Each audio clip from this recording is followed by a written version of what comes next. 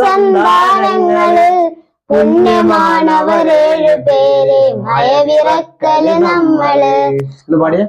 മുസ്തഫായ നബിക്ക് 7 സന്താനങ്ങള് പുണ്യമാണവരേഴു പേരെ മയവിറക്കല് നമ്മള്. അസിൻ സൈനബ് റുഖിയ ഫാത്തിമ ഉമ്മു കുൽസും അബ്ദുള്ള ഇവര് 6 പെറ്റ മാതാവാ ഖദീജ റളിയല്ലാഹു. അപ്പം ആരൊക്കെയാ?